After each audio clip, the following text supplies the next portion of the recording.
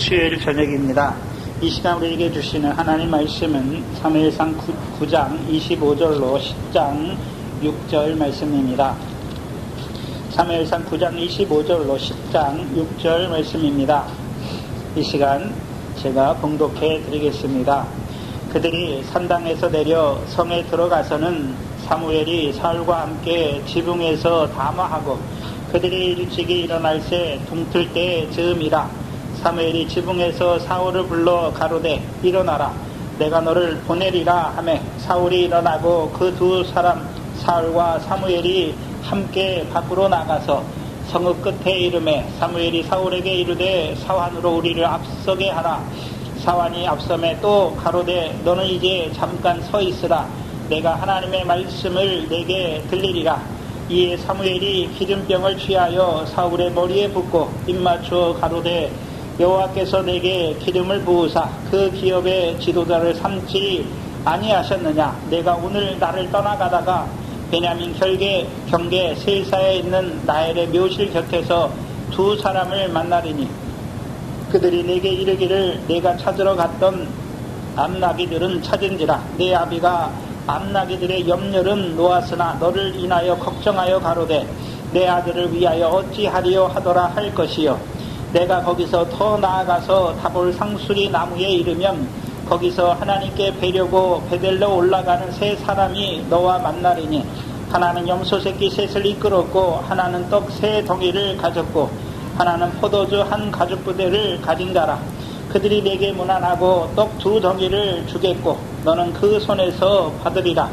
그 후에 내가 하나님의 산에 이르리니 그곳에는 블레셋 사람의 영문이 있느니라. 내가 그리로 가서 그 성읍으로 들어갈 때에 선지자의 무리가 산당에서부터 비파와 소고와 저와 수금을 앞세우고 예언하며 내려오는 것을 만날 것이요. 내게는 여호와의 신이 크게 임하리니 너도 그들과 함께 예언을 하고 변하여 새 사람이 되리라.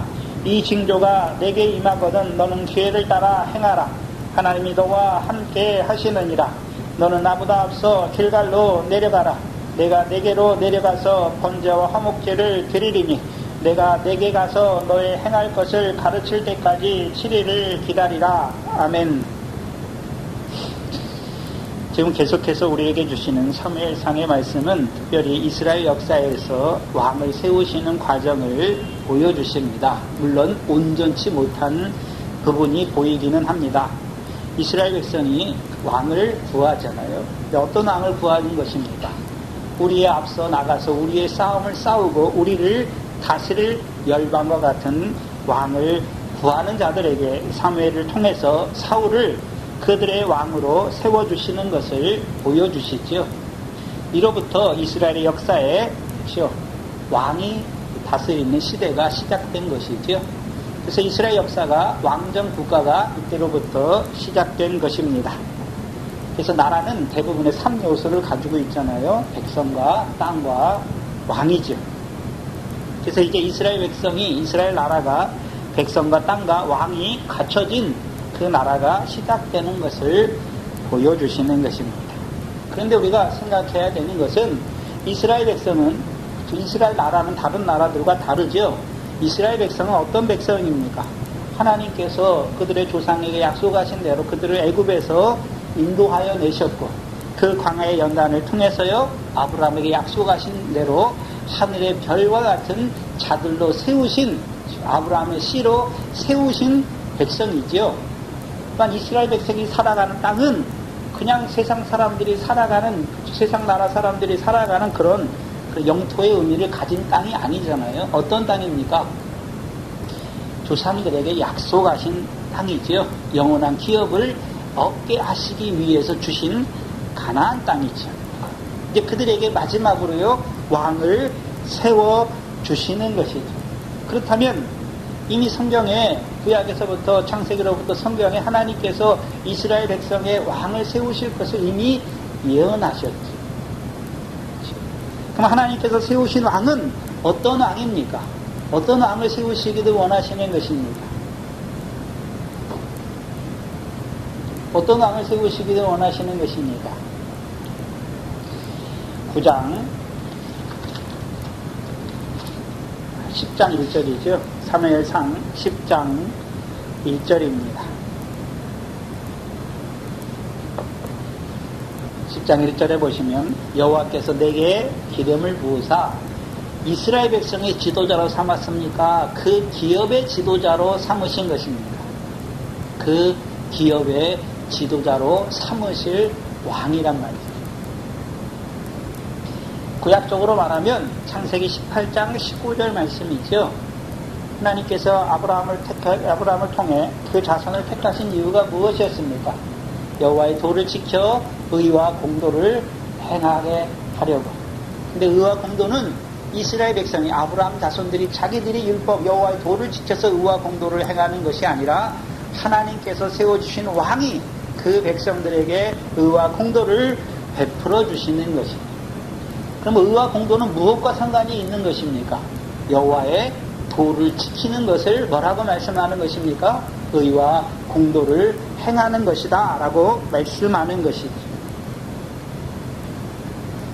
그렇다면 이스라엘 백성에게 가나안 땅을 주신 것은 그냥 주셨습니까? 가나안 땅에서 여호와의 명령을 청종하는, 곧 여호와의 도를 지키는 자들로 살게 하시려고 주신 것입니까? 지키는 자들로 살게 하시기 위해서 주신 것이잖아요. 그래서 가나안 땅은 어떤 땅이었습니까? 이스라엘 백성이 여호와의 도를 지키면 여호와께서 이른 비와 늦은 비를 그 땅에 더하여 주셔서 그 땅의 소산으로 배불리 먹게 하셔서 복토를 주신 하나님을 찬송하는 자들로 세우는 땅이죠.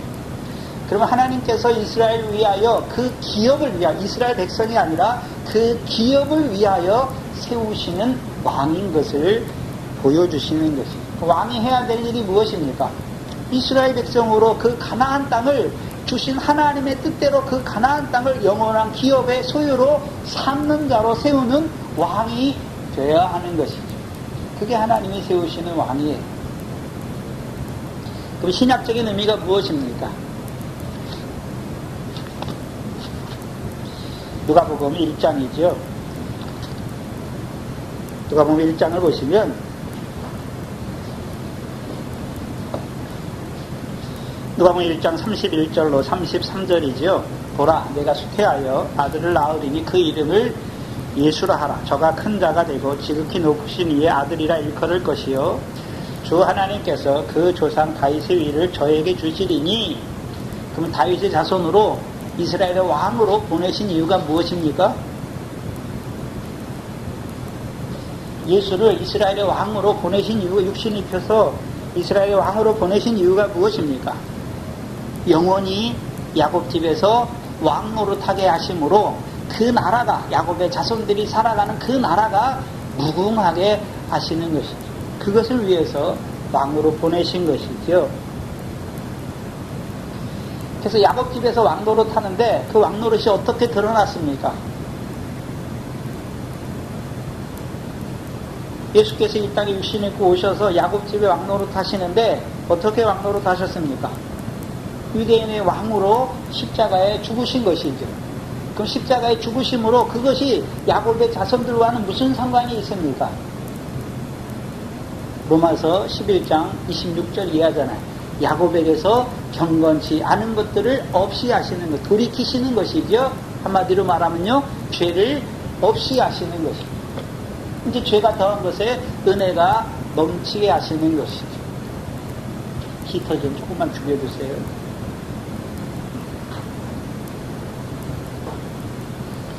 곧 사망의 세력을 잡은 자 마귀를 없이 하시는 것이죠. 그래서 저와 여러분이 이제 그리스도 예수, 시온의 모퉁이 돌로 세우신, 시온의 왕으로 세우신 그리스도 예수 안에 있으면 어떤 자가 되는 것입니까? 그리스도 예수 안에 있는 그 생명의 성령의 법으로 죄와 사망의 법에서 해방되는 것이죠. 이제 우리가 죄를 짓지만 그 죄로 말미암아 사망에 이르는 것이 아니라 죄가 더한 것에 은혜가 넘치는 그 안에서 살아가는 것이죠. 알았어요? 이제 영생을 위한 믿음의 선한 싸움을 싸우는 자로 살아가게 되는 것이죠. 그것이 디모데후서에 말하는 그리스도 예수의 좋은 군사로 살아가는 것입니다. 그렇다면 십자가에서 죽으심을 우리를 죄와 사망의 법에서 해방시키신 이유가 무엇입니까? 이제는 그 죄를 이루는 육체의 소욕을 하나하나 벗게 하여서 이제 육체의 소욕을 따라 육체의 일을 이루는 자가 아니라 이제 육체와 함께 정과 욕심은 그리스도 예수의 십자가에 다 죽게 하셔서 이제는 성령의 소욕을 따라서만 살게 하셔서 그 성령의 일, 곧 하나님의 나라를 유업으로 얻는 열매를 맺는 자들로 세우시는 왕노릇이지요. 그래서 이 사무엘상에서 왕을 세우시는 그 과정이 오늘 우리에게 어떤 의미가 있는지를 바라봐야 되는 것이죠. 그렇죠? 왕은 누가 세우십니까? 하나님이 세우시는 것이죠. 무엇을 위해 세우십니까? 그 백성들에게 주신 그 기업을 위해서 세우시는 것이죠. 그래서 그들로 하여금 그 하나님의 나라를 유업으로 얻게 하셔서 그들로 그 나라가 영원하게 하시는 것이죠. 무궁하게 하시는 것입니다. 가서요. 계시록 5장 9절로 10절이죠.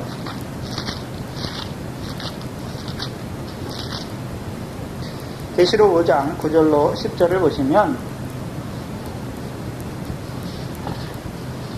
새 노래를 노래하여 가로되 책을 가지시고 그 인봉을 떼기에 합당하시도다. 일찍 죽임을 당하사 각 족속과 방언과 백성과 나라 가운데서 사람들을 피로 사서 하나님께 드리시고 저희로 우리 하나님 앞에서 나라와 제사장을 삼으셨으니 저희가 땅에서 왕노릇 하리로다. 그래서 예수 그리스도께서 우리를 피로 사서 하나님 앞에서 우리로 나라와 제사장을 삼으신 이유가 무엇입니까? 우리 왕이 이 땅에서 무슨 노릇하는 자로 세우시는 것입니까? 왕노릇 하는 자들로 세우시기 위함이죠. 그래서 특별히 사무엘을 통해서 세우시는 두 왕이 나와요. 사울과 다윗이 나오죠. 그렇다면 오늘 우리를 그리스도 예수 안에서 부르신 이유가 무엇입니까? 다윗의 자손으로 오신 그 예수 그리스도를 통해서 우리를 부르신 이유가 무엇입니까? 우리를 사울과 같은 왕이 될 것인지 다윗과 같이 하나님 백성에게 의와 공도를 베푸는 왕이 될 것인지를 보여주시는 거예요. 그래서 우리로 하여금 이 땅에서 왕노릇하는 자들로 살아가게 하시기 위해서 우리에게 주시는 말씀입니다. 하나님이 사울과 왕으로 세우시고 다윗만 왕으로 세우신 것이 아니라 오늘 그리스도 예수 안에서 생명의 성령의 법으로 우리에게 기름 부어서 우리를 왕노릇하는 자로 세우신 거예요. 신약의 왕은, 구약에서 왕은 이스라엘 백성이 구하는 왕은 열방과 같은 왕이잖아요. 근데 하나님이 세우시는 왕은 어떤 왕입니까? 거치는 것이 없는 왕이죠. 죄와 사망의 법에 매이지 않는 왕을 말하는 것이죠. 자유하는 왕이잖아요. 그래서 왕으로 오신 그리스도로 말미암아 우리를 진리로 자유케 하신 것이죠. 자유케 하셔서 이제 자유한 자로 살아가게 하시는 것입니다. 신약에서의 왕노릇은 이제는 나를 위해 사는 것이 아니라요, 이스라엘 백성으로 하여금 그 기업을 얻는 자들로 세우는 그 일에 쓰임받는 자들로 세우신 것이죠. 그래서 구약에서도 가나안 땅이, 가나안 땅의 역사를 보면 두 가지잖아요. 가나안 땅의 소산을 보면 밀과 보리의 소산이 있고, 포도와 무화과와 열매를 내는 그 나무의 소산이 있는 것을 보여주시잖아요. 그래서 다윗을 왕으로 세우시기 전까지의 이스라엘 백성들, 밀과 보리의 결실을 하는 자들로 세우시는 것이지요. 그래서 신약에서 밀과 보리의 결실은 무엇입니까? 우리 속에 세상 염려, 죄의 유혹이 끊어지는 것이고, 우리 속에 더러운 거, 썩어지는 거, 쇠하해지는 거, 그거 끊어지는 삶을 보여주시는 것이죠. 열매는 무엇입니까? 이제 우리 자신을 위한 것이 열매가 아니라 형제를 사랑하는 것이죠. 사랑하는 것이 무엇입니까? 죄를 사해주는 것, 용서해주는 것이죠. 그럼 죄를 용서해주는 것이 우리가 죄를 용서해 주시는 것입니까? 그렇죠? 오늘도 모든 귀신을 쫓아내며 모든 병과 연약한 것을 고쳐주시는 주님이, 그리스도가 그들과 함께하는 것을 증거해 주는 것입니다. 증거해 주는 것이죠. 그리스도의 십자가, 애굽에 있는 자들에게 예수의 십자가를 증거해 주는 것입니다. 이제 하나님의 백성들에게 그리스도의 십자가를 증거해 주어서 율법의 저주에서 속량하시는 그리스도의 십자가 안에서 그리스도와 함께하는 자들로 세우는 것이죠. 그게 의예요. 그들을 하나님 앞에 의로운 자로 세우시는 것이죠. 우리가 의로운 자로 세우시는 것이 아니라 그리스도께서 그들을 그들로 하여금 의롭다함을 얻게 하시기 위해서 십자가의 왕으로 죽으신 그리스도의 십자가를 증거해 주어서 그들로 하나님 앞에 의로운 자로 세우는 거예요. 경건치 않은 그들을 의로운 자로 세우시는 그리스도의 십자가를 증거해 주는 것이죠. 그럼 그리스도의 십자가만 증거해 주시는 것입니까? 이제 부활하신 그리스도로 말미암아 유업을 그리스도와 함께한 후사로 그 유업을 얻는 자들로 세워가시는 거죠. 그게 왕노릇이에요.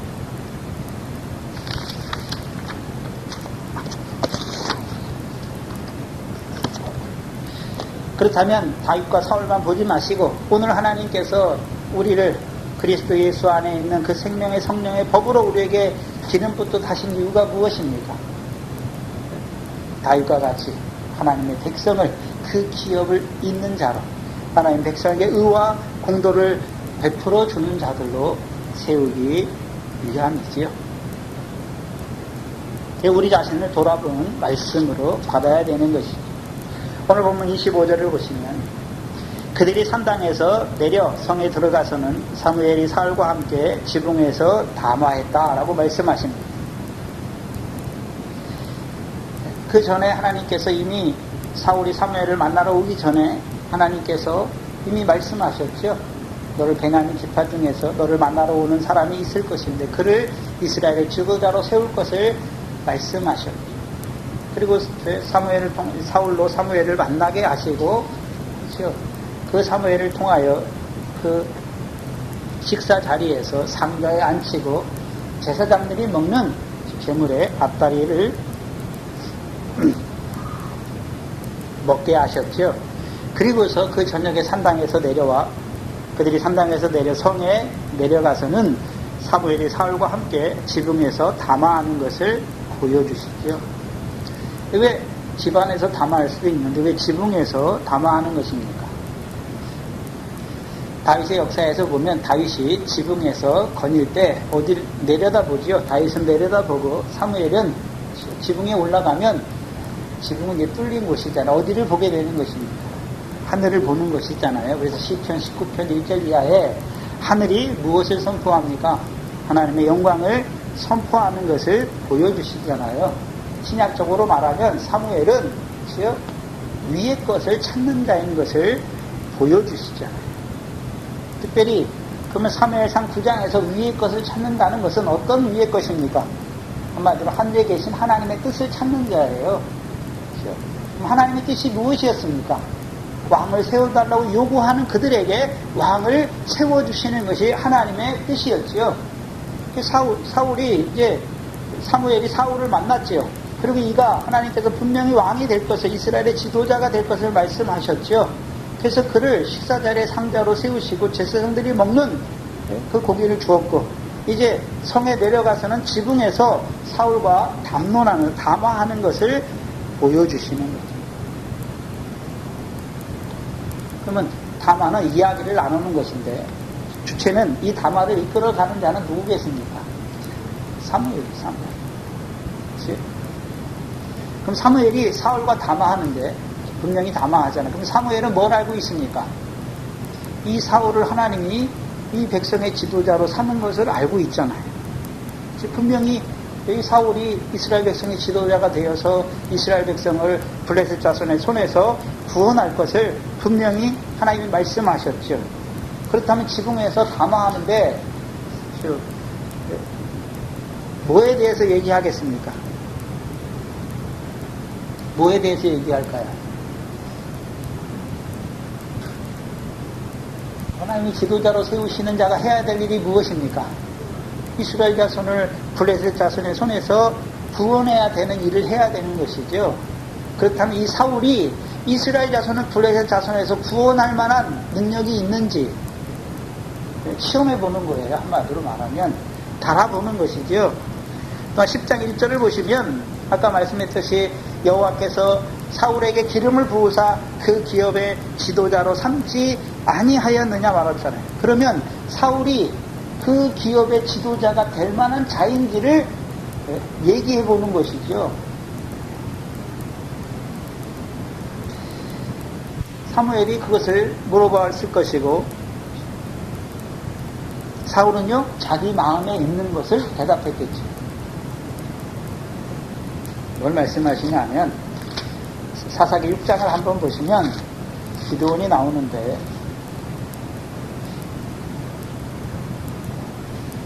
6장 11절 이하에 보시면 기드온이 나오시죠. 기드온이 나오는데, 사사기 6장 11절 이하에 보시면 여호와의 사자가 에베에셀 사람 요아스에게 속한 우브라에 이르러 상수리 나무 아래에 앉으니라. 마침 요아스의 아들 기드온이 미디안 사람에게 알리지 아니하려 하여 밀을 포도주 들에서 타작하더니 여호와의 사자가 기드온에게 나타나 이르되 큰 용사여 여호와께서 너와 함께 계시도다. 기드온이 그에게 대답하되 나의 주여 여호와께서 우리와 함께 계시면 어찌하여 이 모든 일이 우리에게 미쳤나이까. 또 우리 열조가 일찍 우리에게 이르기를 여호와께서 우리를 애굽에서 나오게 하신 것이 아니냐 한 그 모든 이적이 어디 있나이까. 이제 여호와께서 우리를 버리사 미디안의 손에 붙이셨나이다. 여호와께서 그를 돌아보아 가라사대 너는 내 힘을 의지하고 가서 이스라엘을 미디안의 손에서 구원하라. 내가 너를 보낸 것이 아니냐. 기드온이 그에게 대답하되 주여 내가 무엇으로 이스라엘을 구원하리이까. 보소서 나의 집은 므낫세 중에 극히 약하고 나는 내 아비의 집에서 제일 작은 자니이다. 사울과 비슷한 과정을 거쳐요. 그런데 여기 기드온을 보면 기드온은 이미 이제 미디안이 이스라엘을 괴롭게 하잖아요. 대적 미디안의 손에 붙였지요. 그런데도 기드온은 혼자 포도주출에서 타작하지요. 타작하는데 그 기드온의 마음을 봐야지요. 기드온이 남들은 미디안으로 말미암아 타작이 되든지 말든지 자기 혼자만 포도주 틀에서 밀을 타작하는 것을 그런 마음을 가지고 있습니까? 아니면 이스라엘 백성의 그 기업을 생각하고 있는 것입니다. 이스라엘 백성의 기업을 생각하고 있잖아요. 하나님께서 분명 애굽에서 건져내어서 이스라엘 백성이 이 가나안 땅을 영원한 기업의 소유로 주셨는데 보시옵소서 지금 미디안 자손이 오니까 이 이스라엘 백성들이 그 가나안 땅에서 그 땅의 소산 밀과 보리의 일의 결실을 해야 될 자들이 미디안으로 말미암아 그 소산이 없는 자로 살아가는 것을 보시옵소서. 여호와가 어디 계시니까 묻는 것입니다. 근데 뭐는 못 보고 있습니까? 기드온이 악을 행하는 이스라엘을 대적 미디안의 손에 붙이신 그 하나님의 긍휼은 보지 못하잖아요. 아직 그건 보지 못하지요. 그래도 이스라엘 백성의 기업에 대해서 생각하고 있잖아요. 그러니까 하나님이 그를 세워서 이스라엘의 사사로 세우시는 것입니다. 기드온의 마음에 있는 것이 무엇입니까? 가나안 땅을 기업의 소유로 주셨는데 그 미디안으로 인해서 그 땅을 기업의 소유로 삼지 못하는 이스라엘 백성을 보고 있는 것이죠. 이스라엘 백성의 그 괴로움을 보면서 하나님 앞에 묻고 있는 것입니다. 그럼 이스라엘 백성이 그 가나안 땅에서 옥토를 인하여 미래 결실하는 옥토를 인하여 하나님을 찬송해야 될 자들이 미디안의 대적을 인하여 부르짖고 있는 이스라엘 백성을 바라보는 마음이 누구에게 있습니까? 기드온에게 있는 것입니다. 그렇다면 이 사울의 마음에 뭐가 있습니까? 분명히 사무엘상 9장에 보시면 9장 19절 하반절에 보시면 사무엘이 내가 너를 보내되 내 마음에 있는 것을 다 내게 말하리라 말씀하셨잖아요. 그럼 사울의 마음에 있었던 것이 무엇입니까? 9장 16절이죠.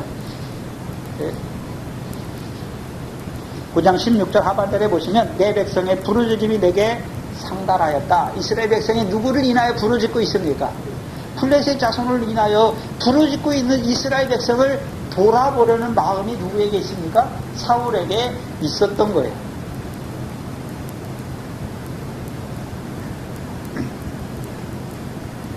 그게 사울의 마음에 있는 거예요. 하나님께서 분명히 사울을 지도자로 세우신 거 알잖아요. 그 기업을 위해서 지도자로 세우신 걸 알잖아요. 근데 사울이 이제 두 번 달아봐요. 두 번. 첫 번째 달아보는 것은 무엇입니까? 사울의 직을 높이잖아요. 이스라엘에 사모하는 자가 너와 내 아비의 집이 아니냐 할 때 이 사울이 어떻게 됩니까? 사울이 어떻게 합니까?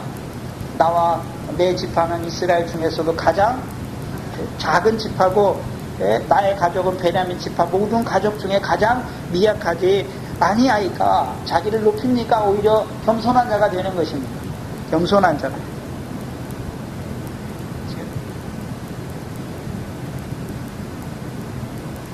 겸손하잖아요. 그리고 이제 지붕에서 담화해요. 그렇죠? 담화하는 것은 하나님께서 사울을 그 기업의 지도자로 세우셨는데, 그럼 사울이 어떤 자가 돼야 됩니까? 하나님께서 이스라엘 백성에 주신 그 기업의 땅이 어떤 땅인지를 알고 있어야 되죠. 그럼 그 기업의 땅에 살아가는 이스라엘 백성이 어떤 자로 살아가고 있는지를 봐야 되는 거죠. 지금 부르짖는 자로 살아가고 있지요. 그럼 그들에 대해서 그 부르짖는 블레셋이나 부르짖는 자들을 보면서 애틋한 마음이나 상한 마음이 없다면, 불쌍히 여기는 연민의 마음이 없다면 그들이 어떻게 되든지 말든지 나만 잘 먹고 잘 살면 된다. 그건 세상 사람들이에요.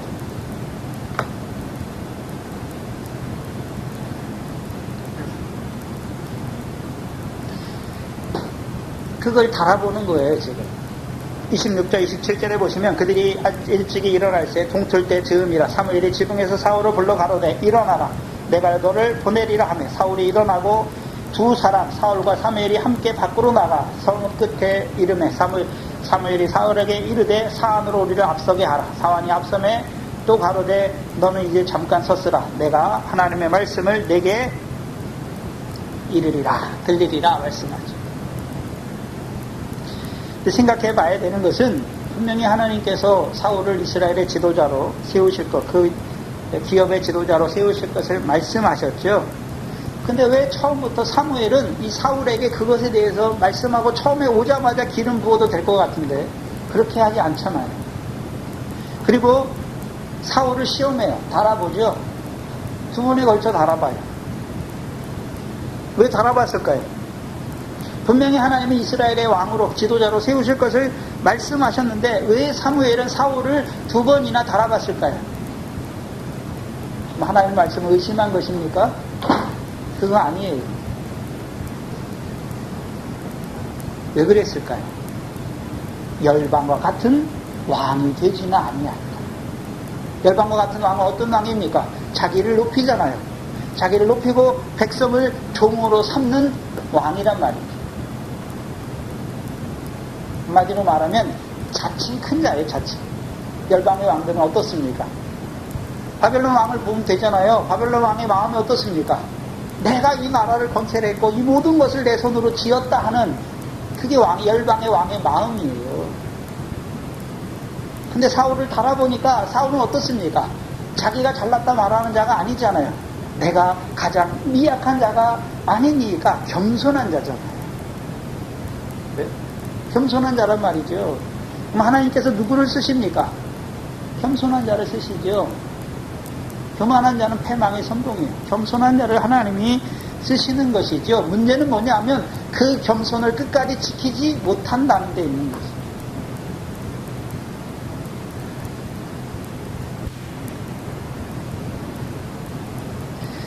그것 때문에 달아보는 것입니다. 10장 1절에 보시면 이제 저녁까지는 달아보고 아침이 되니까 이제 사무엘이 이가 참으로 하나님이 이스라엘의 지도자로 세운 것을 확신하는 것이죠. 10장 1절에 이에 사무엘이 기름병을 취하여 사울의 머리에 붓고 입맞춰 가로되 여호와께서 내게 기름을 부으사 그 기업의 지도자를 삼지 아니하였느냐. 이제 하나님의 말씀을 사울에게 밝히 나타내 주시죠. 근데 여기 특이한 것은 기름병을 취하여 사울의 머리에 붓고 입맞춰 안수하는 것이죠. 그래서 솔로몬이나 다윗은 뿔의 기름으로 안수하죠. 기름부터 다르는데 이 사울 왕은 병의 기름으로 안수하는 것이죠. 뭘 보여주시면 무슨 차이가 있냐면 병은 누가 만든 것입니까? 사람이 만든 거예요. 사울은 누가 요구한 왕입니까? 이스라엘 백성이 어떤 왕이 열방과 같은 왕을 요구한 것이죠. 다윗은 뿔의 기름으로 세우시잖아요. 하나님이 세우시는 이스라엘 백성의 기업을 위해서 하나님이 세우신 왕이라는 것을 보여주시는 것이죠. 그러나 둘 다 기름은 누가 붓게 하시는 것입니까? 여호와께서 사무엘을 통해서 기름을 붓게 하시는 것을 보여주십니다. 그렇다면 사무엘을 통해서 사울을 기름 붓게 하시는 이유가 무엇입니까? 그렇죠? 여기서 내가 내게 기름을 붓는다 말합니까? 여호와께서 내게 기름을 붓는다 말씀하십니다. 여호와께서 내게 기름을 부으사 그 기업의 지도자를 삼지 아니하셨느냐. 그러면 여호와께서 사울에게 기름을 부으신 이유가 무엇입니까? 그 백성 이스라엘의 기업의 지도자를 삼기 위해서. 그 기업의 지도자를 삼기 위해 사울에게 기름을 부어 지도자로 세우신 것입니다. 그렇다면 생각해 봐야죠. 하나님께서 이스라엘 백성에게 주신 그 기업을 위한 지도자로 세운다는 의미가 뭔가?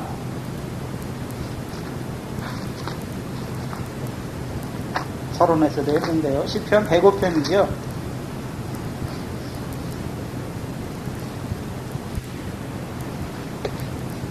시편 105편 8절 이하에 보시면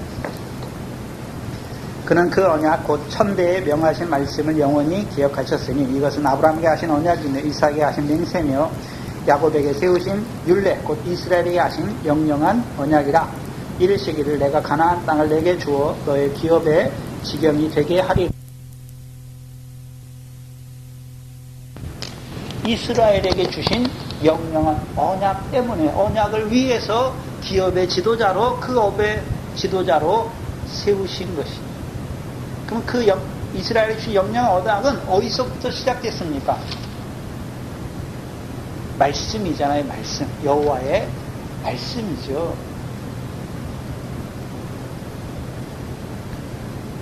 사무엘이 왜 사울을 시험했냐 하면 열방과 같은 왕이 되지 않냐할까 시험했냐 하면 이스라엘 백성이 주신 그 영영한 언약을 위해서 사울을 기업의 왕으로 기업의 지도자로 세운 것이죠.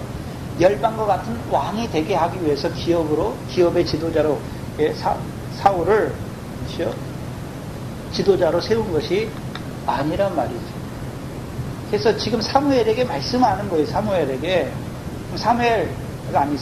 사무엘이 사울에게 말하는 것이죠. 너를 지도자로 세운 이유가 무엇인지를 말하는 거예요. 그게 하나님의 말씀이죠. 뭐 때문에 되었습니까?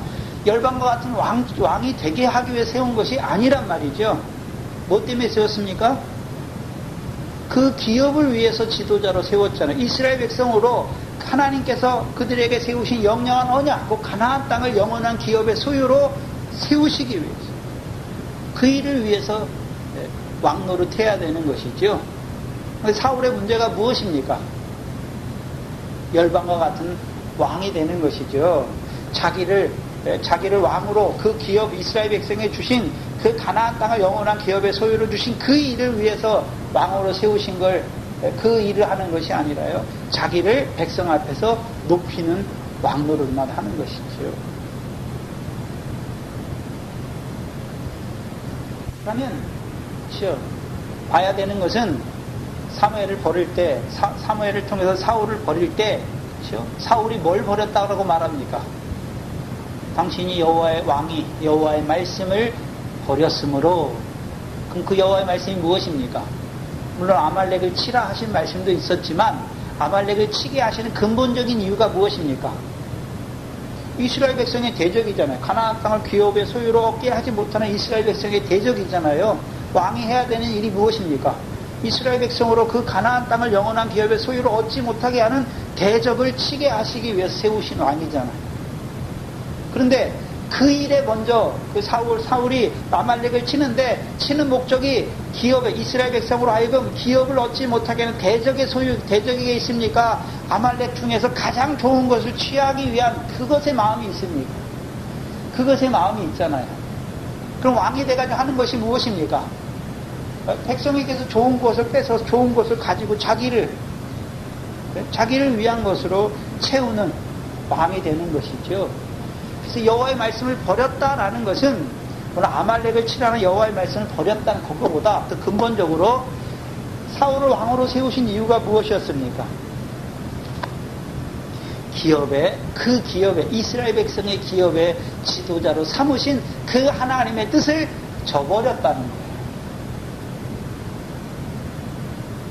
그렇다면 오늘 그러면 사울만 저버렸습니까? 오늘 우리를 시온에 세우신 모퉁이 돌로 세우신 그리스도 예수를 주로 받은 자로 세우신 목적이 무엇입니까? 우리로 하여금 유업을 얻게 하는 자로 세우신 것이죠. 문제는 우리가 저버릴 때가 많다는 것이죠. 언제 저버립니까? 육체와 함께 정과의 욕심을 따라 살 때 저버리는 것이죠.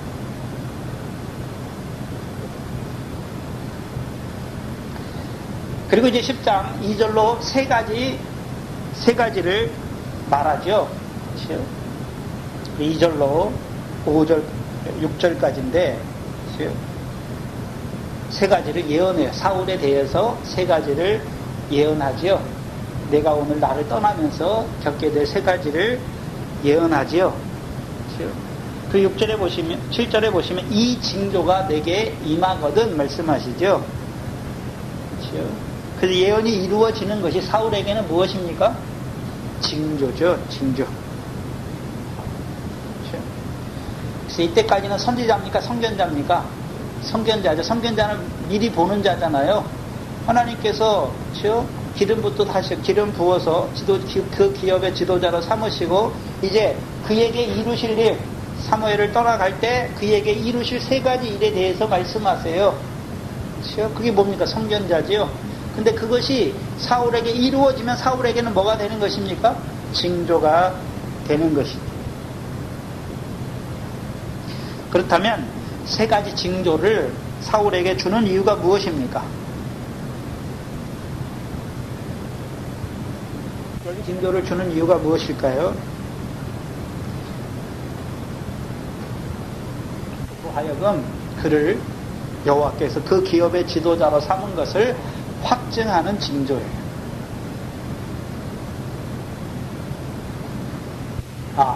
나를 하나님께서 이스라엘 기름을 부어서 그 기업의 이스라엘 백성의 기업의 지도자로 삼은 것을 확증하는 징조로 주신 거예요. 세 가지.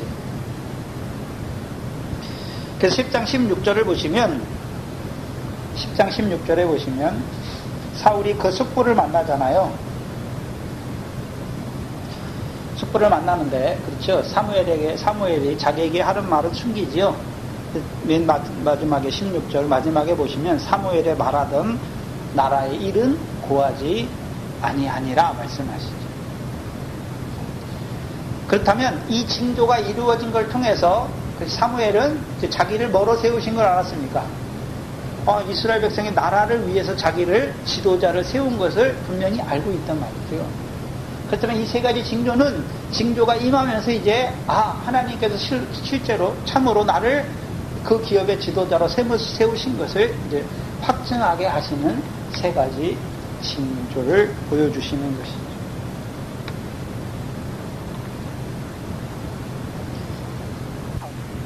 그럼 사무엘이 세웠습니까? 여호와께서 세우신 것입니까?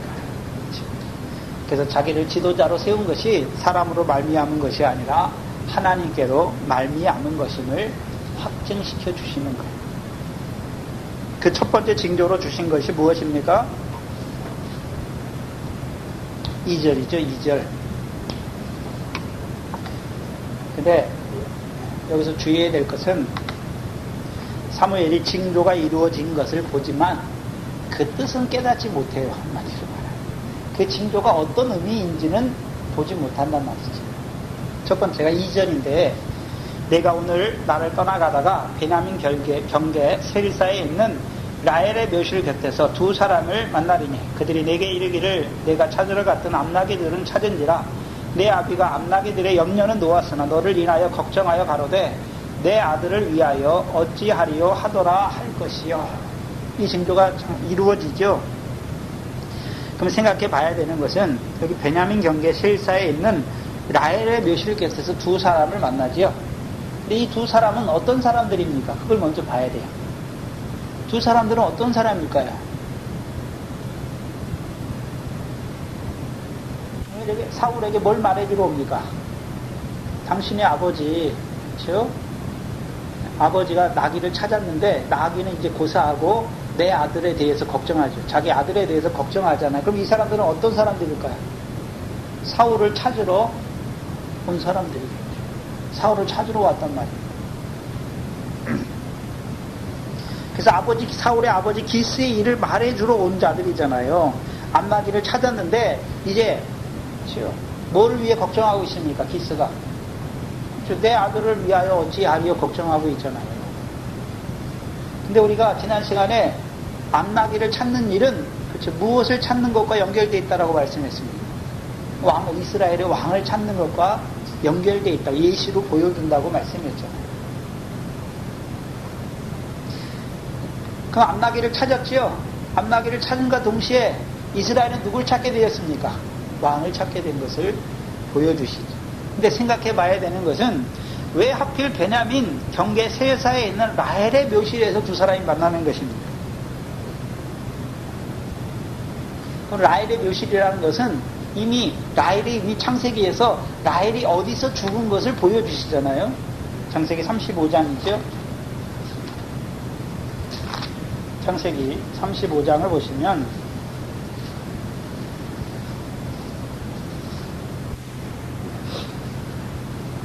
창세기 35장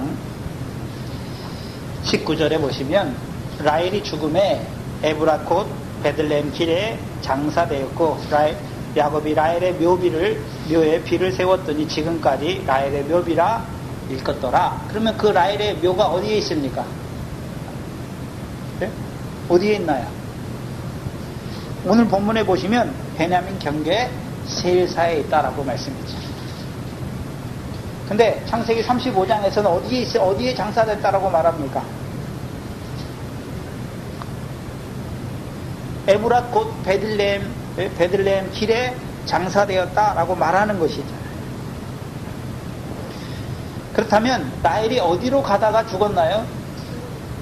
헤브론으로 가다가 죽은 것이죠. 그렇죠? 그러면 이미 창세기 35장 9절로 15절 이하에 두 번째 베델에서 주신 하나님의 말씀을 받은 자지요. 즉 하나님의 말씀을 받은 자예요. 한마디로요, 약인의 기둥을 세워주신 것이죠. 그가 세우실 것이다 라고 말씀했죠. 어떤 자로 세우십니까? 왕노릇하는 자로 헤브론을 기업으로 받는 자들로 세워주시는 것이죠. 구약에서는 헤브론이죠. 여호수아와 같이 온전히 여호와를 쫓는 자들로 세우시는 거잖아요. 근데 가지 못하고 어디서 죽습니까? 에브랏 곧 베들레헴 길에 장사되는 것을 보여주시죠. 근데 미가서 5장에 보시면 베들레헴 에브라다를 보여주시죠. 에브랏과 에브라다는 같은 뜻이에요. 미가서 5장 2절이죠. 5장 2절에 보시면 베들레헴 에브라다야 너는 유다 족속 중에 작을지라도 이스라엘을 다스릴 자가 내게서 내게로 나올 것이라. 그의 근본은 상고의 태초에니라 말씀하시죠. 그럼 이스라엘을 다스릴 자가 누굽니까? 왕이죠. 이스라엘 다스릴 목자 왕이잖아요. 근데 그의 근본은 어떻습니까? 상고의 태초의 근본이잖아요.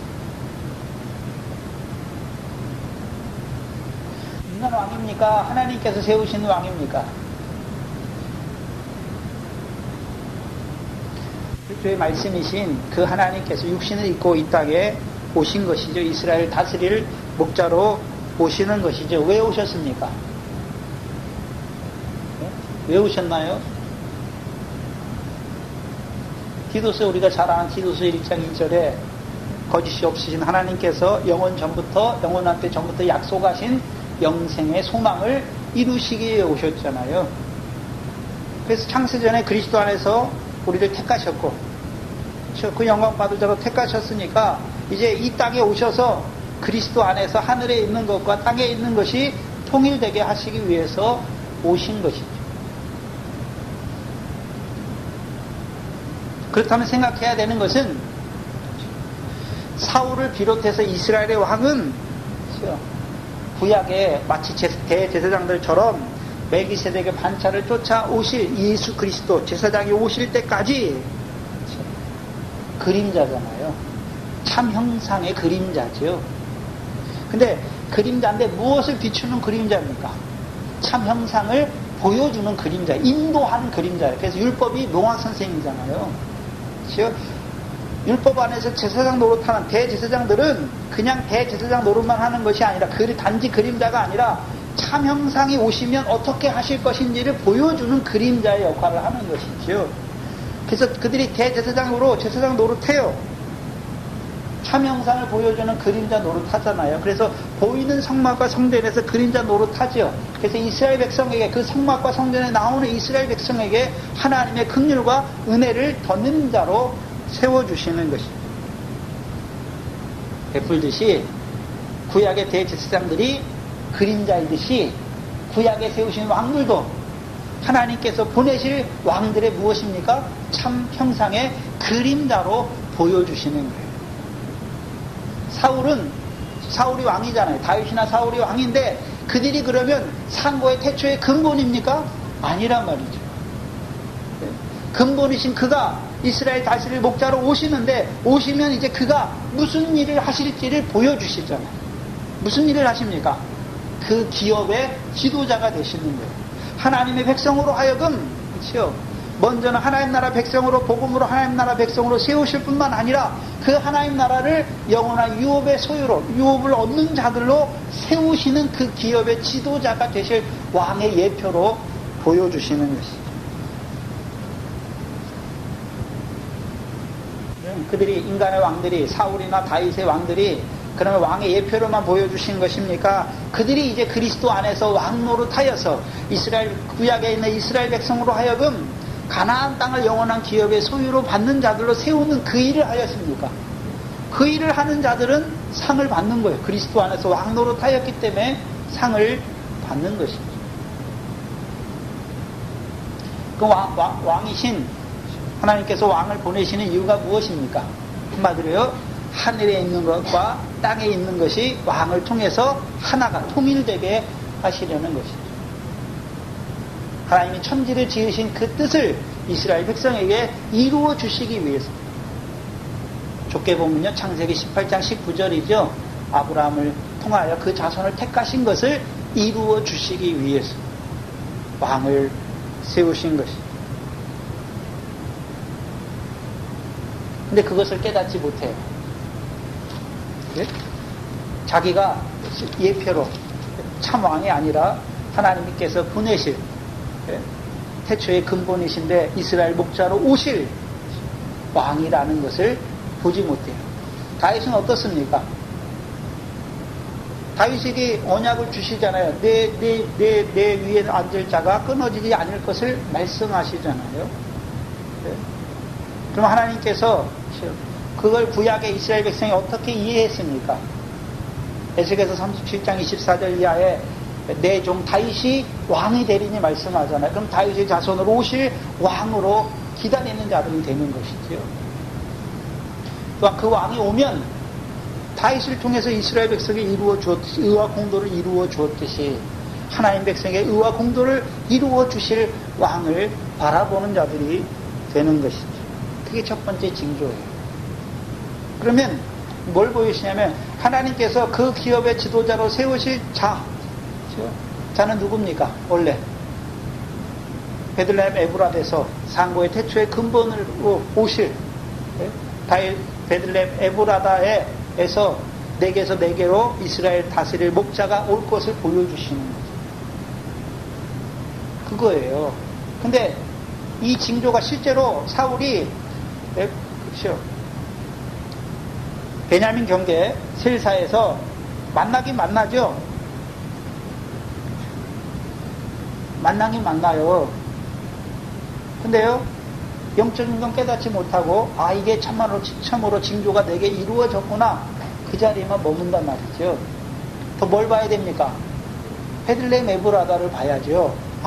상고의 근본의 태초이신 그분이 베들레헴 에브라다에서 오는 것을 보여주시잖아요. 그럼 베들레헴 에브라다는 보여주셨잖아요. 야곱 집의 왕노릇. 에브라다는 시편 132편이죠. 다윗이 찾고자 하는 야곱의 전능자의 성막이잖아요. 미가서 4장 2절에 어디서 언제 오십니까? 여호와의 전에 산들의 꼭대기에 서잖아요. 말이래. 그렇죠? 율법시대가 아니라 율법시대가 지난 후에 이 복음과 성령 시대에 오실 것을 보여주시잖아요. 그래서 이미 아브라함에게 이미 말씀하셨죠. 그렇죠? 복음으로 이방을 의로 여기실 것을 미리 말씀하신 것이죠. 두 번째 보시면 두 번째 징조는 뭐냐 하면 3절이죠. 3절 4절인데 내가 거기서 더 나아가서 그럼 첫 번째 징조는 뭘 봐야 됩니까? 태초의 상고의 근본이신 그가 이스라엘 다스릴 목자로 오실 것을 봐야 하는 것이죠. 두 번째, 거기서 더 나아가서 이제 뭘 봐야 됩니까? 다볼 상수리 나무에서 다볼 상수리 나무에 이르면 거기서 하나님께 배려하고 베들로 올라가는 세 사람이 너와 만나리니 하나는 염소 새끼 셋을 이끌었고 하나는 떡 세 덩이를 가졌고 하나는 포도주 한 가죽부대를 가진지라. 그들이 내게 문안하고 떡 두 덩이를 주겠고 너는 그 손에서 받으리라 말씀하시죠. 그래서 실제로 이것이 사울에게 이루어져요. 그래서 사울이 다볼 상수리 나무에서 베들로 하나님께 예배하러 가는 자들에게서 떡 두 덩이를 받는 것이죠. 이것이 보여주는 것이 무엇입니까? 3절에 보시면 다볼 상수리 나무죠. 그럼 사울이 어디에 이르는 것입니까? 다볼 상수리 나무에 이르는 것이죠. 그럼 다볼 상수리 나무는 어디 나옵니까? 사사기에 나오죠. 사사기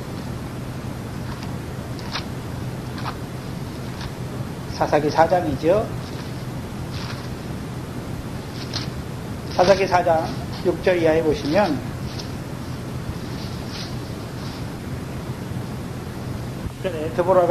드보라가 보내어 아비나움의 아들 바락을 납달리 게데스에서 불러다가 그에게 이르되 이스라엘 하나님 여호와께서 이같이 명하지 아니하셨느냐 이르시기를 너는 납달리 자손과 스불론 자손 1만 명을 거느리고 다볼산으로 가라 말씀하셨죠. 근데 여기서는 사사기 6장 4장에서는 다볼산만 나오고 상수리 나무는 없어요. 근데 오늘 본문에서는 다볼 상수리 나무예요.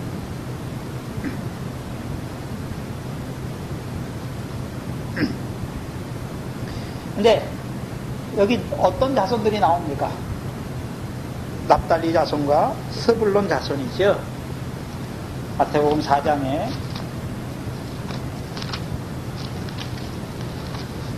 마태복음 4장 12절로 16절이죠. 창세기 49장과 스불론과 납달리에 대한 예언이 창세기 49장과 신명기 33장에 나오죠. 근데 그게 마태복음 4장에 이어지잖아요. 4장으로 연결되는 것이죠. 마태복음 4장 12절 이하에 예수께서 요한의 잡히심을 들으시고 갈릴리로 물러가셨다가 나사렛을 떠나 스불론과 납달리 지경 해변에 있는 가버나움에 가서 사시니 이는 선지자 이사야로 하신 말씀을 이루려 하심이라 일렀으되 스불론 땅과 납달리 땅과 요단강 저편 해변길과 이방의 갈릴리야 흑암에 앉은 백성이 큰 빛을 보았고 사망의 땅과 그늘에 앉은 자들에게 빛이 비추었다 하였느니라.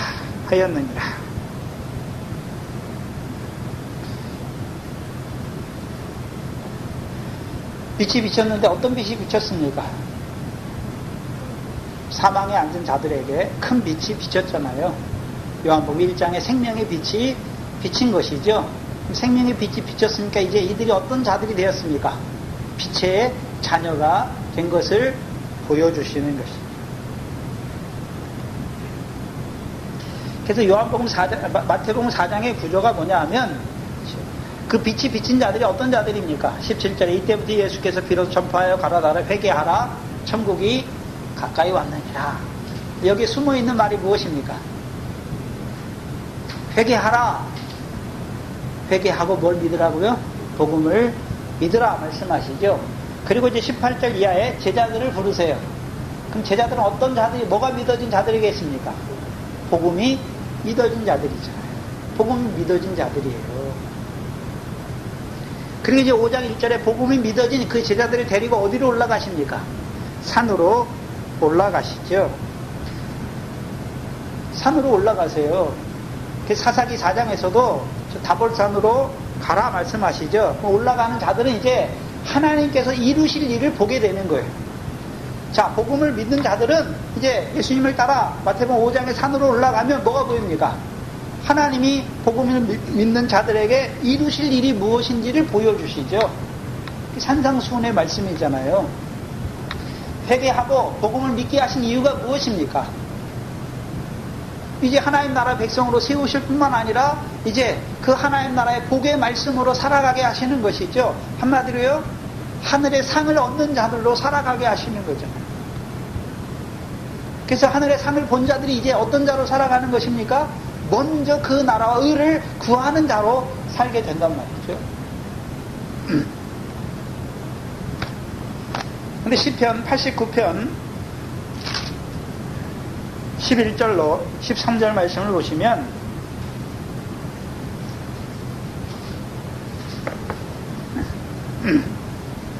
시편 89편 11절로 13절을 보시면 하늘이 주의 것이요 땅도 주의 것이라 세계와 그 중에 충만한 것을 주께서 건설하셨다.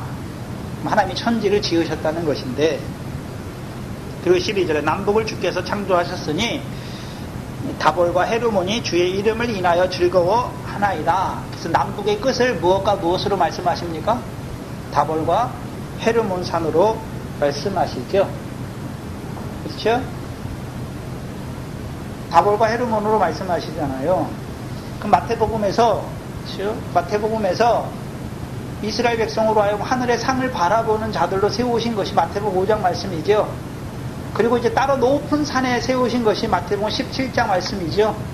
가장 높은 산이에요. 이스라엘 백성에게 가장 높은 산이 어느 산입니까? 헤르몬 산이잖아요. 첫째 부활의 영광의 말씀으로 세우시는 거죠. 주를 위하여 목숨을 잃는 자들에게 받는 영광이 무엇인지를 보여주시는 것이죠. 그럼 마태복음 5장은 이제 하나님 나라, 하늘의 상을 보는 자로 세웠다면, 그렇죠? 그 나라와 의를 구하는 자로 세웠다면, 마태복음 16장을 통해서 17장은 무슨 영광을 보여주시는 것입니까?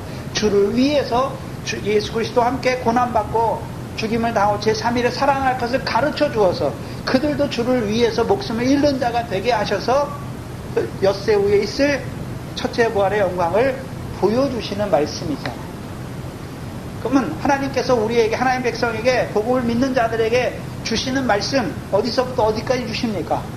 마태복음 5장에 하늘의 상을 바라보는 자리에서 자라가서요, 따로 높은 산, 곧 구약에서는 헤르몬 산이죠. 그렇죠? 교본과 사자가 역사하는 그 헤르몬 산을 통해서 이스라엘 백성에게 주시는 그 영광을 보여주시는 거예요.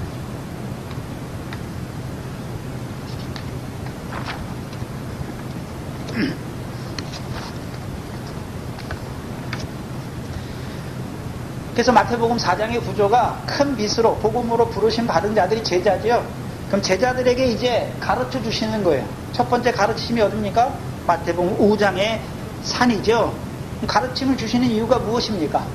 하늘의 상이 있으면 하나님 나라의 복을 통해서 하늘의 상을 더하게 하시는 것을 가르쳐 주어서 그들로 이제 먼저 그 나라와 의를 구하는 자들로 살게 하시는 것이고, 이제 그들에게 계속해서 마태복음을 통해서 가르쳐 주어서 이제 따로 높은 산에 그 영광을 받는 자들로 세우시는 것입니다. 다볼 상수리 나무는, 그렇죠? 한마디로 하면 그 나라와 의를 구하는 자들로 세우시는 것이죠. 그래서 사사기 때 왜 드보라가 중요합니까? 선악을, 가나안 땅에서 선악이 무엇인지를 분별하는 자가 되는 거예요. 가나안 땅에서의 선악이 무엇인지를 분별하는 거예요. 그렇다면 신약에서 이제 복음으로 부르심 받은 자들에게 선악이 무엇입니까? 하늘에 상이 있는 게 선이고 상이 없는 자로 살아가는 것이 무엇입니까? 그게 악인 것을 보여주시는 것이죠. 근데 여기 보시면 이제 다볼 상수리 나무죠. 마태복음에 사는 특별히 미가서 4장 1절 이하의 산을 보여주시는 말이래. 여호와의 전의 산이 산들의 꼭대기에 서고 작은 산들 위에 뛰어나면 민족들이 그리로 오잖아요. 그래서 이방인들이 그 산에 오르면서 이르기를 오라 우리가 야곱의 하나님의 전에 이르자라고 말씀하죠. 그럼 야곱의 하나님의 전은 야곱에게 주신 언약의 말씀이 있는 것이죠. 그들에게 무엇을 언약하셨습니까? 영원한 언약이 있잖아요. 가나안 땅을 주어서 영원한 기업의 소유로 삼게 하시겠다는 것이죠. 그럼 구약에서는 그렇지만 아브라함을 통해서 이방인의 시대가 열릴 것을 말씀하셨고 그들에게 성령을 따라나게 하셔서 하나님 나라 백성으로 세우신 이유가 무엇입니까? 하나님 나라를 유업으로 얻게 하시는 것입니다. 구약에서 그리스도에게 속한 자면 아브라함의 자손의 약속대로 이제 무엇을 이을 자입니까? 유업을 이을 자로 세우시는 것입니다. 그래서 다볼과 상수리 나무가 따로 나오죠. 상수리 나무의 뜻은 창세기 12장 6절 7절이죠. 아브라함이 가나안 땅에 들어갔을 때 목에 모래 상수리 나무에서 아브라함에 가르침 주시죠. 이 땅을 너와 내 자손에게 소유로 주신다라고 말씀하시는 것입니다. 그러면 여기 3절 이하에 보시면 다볼 상수리 나무에 이르면 즉 거기서 하나님께 배우려고 어디로 올라가는 자들이 있습니까? 베델로 올라가는 세 사람이 있는 것을 보여주시는 것이죠. 그럼 다볼 상수리 나무는 어떤 자입니까? 선악을 분별하는 자들이죠. 이제 하나님께서 그 가나안 땅을 왜 주셨는지를 선악을 분별하는 그 자리에서 이제 어디로 올라가기를 원하는 것입니까? 베델로 올라가잖아요. 왜 베델이 여기서 왜 나옵니까? 사무엘을 통해서 베델에서 다스려 주셨잖아요. 그렇죠? 사무엘을 통해서 베델에서 다스려 주셨죠. 그러면 이들은 이제 누구 앞에? 하나님 앞에 그렇죠? 뵈려고 베델로 올라가잖아요. 창세기 35장의 베델이죠. 야긴의 기둥이죠. 그가 세우실 것이다. 두 번째 기둥이 보아스는 그에게 능력이 있다. 이제 그가 세우시죠. 어떤 자로 세우십니까? 그리스도 안에서 하늘에 안침받은 자로 우리를 세우시는 것이죠. 이 땅에 있지만 그 유업을 하늘로부터 오는 그 영원한 초소를 덧내는 자로 우리를 세우시는 역사를 보여주시는 것이죠. 그 베델은 그래서 사무엘이 베델에서 이스라엘 백성을 다스리잖아요. 뭐 어떤 다스림이었습니까? 이스라엘 백성으로 전능하신 하나님 앞에 온전한 자로 세우는 자들로 세우는 것이죠. 그래서 전능하신 하나님 앞에 행하여 온전한 자들로 세우는 것이죠. 그것을 가르쳐 주시는 것이죠. 그런데 봐야 하는 것은 이스라엘 백성으로 하여금 전능하신 하나님 앞에 행하여 온전한 자로 세우는 것은 사람이 하는 것입니까? 하나님이 세우신 왕을 통해서 이루시는 것입니까?